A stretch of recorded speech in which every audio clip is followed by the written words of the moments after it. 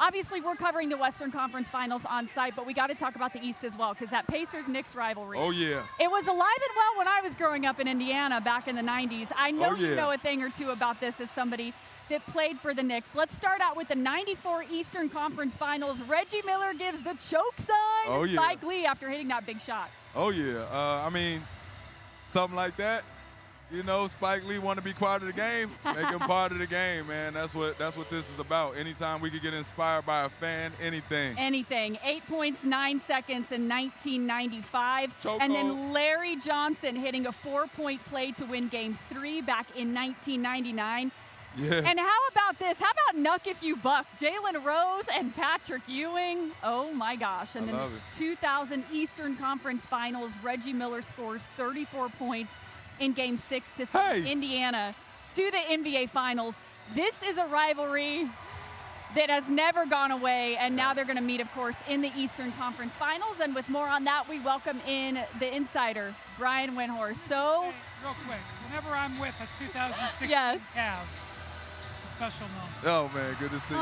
Good you covered that team very closely. What was he like as a player, real quick? He was a defensive. I love that. All right, so the Knicks and Pacers met last year, but the Knicks are a revamped team, so it's almost hard to even compare it. What's your prediction, and what's going to be key for them to get it done? So we saw in the last round, the Pacers crushed the Cavs on the wings. The Cavs just don't have as much size on the wings. The trades that the Knicks made to get OG Anunoby, to get Mikal Bridges, those trades were made to beat the Celtics, but guess what? It also is going to work against the Pacers because the Pacers have great size, great athleticism on the wings. You're not going to look at Aaron Nesmith and Andrew Nembhard and you're going to say, oh my gosh, they're amazing. But they are absolute difference makers. They crushed the Cavs. Last year, remember, they didn't have Anunoby for most of that series. He hurt his hamstring. That was a big difference maker. The Knicks got up 2-0 in that series. They did. And they also traded for Mikal Bridges. So the wing play, I know we're all going to look at Brunson and Halliburton, and we should. The wing play is going to be a really big deal in that series. I agree with you. I think I was saying the same thing. A lot of this playoffs is about matchups. And like you were saying, what they did was for Boston. To see them get past them and to see things open up for them, I'm excited. But it does come down to those other guys because we know what Jalen's going to do. But we want to see what happens at the end of games when he doesn't have to work as hard. That's how we know how good your group is. There are always role players that pop off during the finals, aren't there? Yeah. And that make a difference. But let's talk about Tyrese Halliburton and Jalen Brunson. Which star guard is going to be more key to their team's success? So Brunson's got the ball in his hand a lot. I mean, he is dribbling more than just about anybody in the NBA. Right. And so they really rely on him to set stuff up.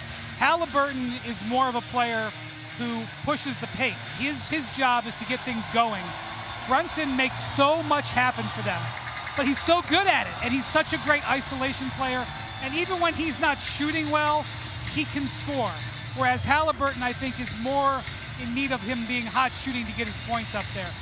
Brunson has a bigger import on the game. Plus, Halliburton plays a lot fewer minutes. So true. They need a lot of minutes from Brunson. I think right now, we look to see what we see from Jalen. But I think Halliburton, like you said, the way he's able to get more guys involved, it just causes for more weapons at the end. I think that's what's been shooting the Knicks in the foot the whole season, is seeing how much Brunson has to pull out.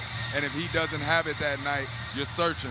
You know what I'm saying? And I don't like, giving it to Cat in such a second option type of feeling because you know that pressure that comes with that. So when I look at Halliburton, it's just more of a free flow, more calm, and when he comes and puts the gas on, if you're not ready, they do separate from you very quickly. That's true. Both stars are very fun, and they both love the WWE. They actually faced off in the WWE ring. This is from a couple months ago, the only NBA Eastern Conference Finals preview you need. And these guys are actually, so my full-time job is with the Rockets. We had Booker T, Houston native, at one of the games that the Rockets were playing the Pacers, and Tyrese Halliburton was very, very excited. So I think they're authentic WWE fans. Shump, who would you want to go one-on-one with in the ring? I don't know, man. Brunson would throw you over the ropes. Jalen looked like the little spark plug, man. I think I could get up under Tyrese, man. I hate to call you out, He's man. got the high waist. Yeah, I can get up under there, man. He played with a high dribble. All about strategy. All right, quickly, gentlemen, what's your pick for game one? Who wins tonight? Who wins tonight? Who wins tonight? Who wins tonight? Ooh, I'm looking. Tomorrow, excuse me. Tomorrow, Knicks, tomorrow, yes. my bad. I told you, it get loud in here. Once that music gets to go in, the crowd That's my gets to fault. going. Yeah. Don't worry about it. Tomorrow I got the Knicks, man. Okay. I got the Knicks. I'm not going to pick the game, but I will say this.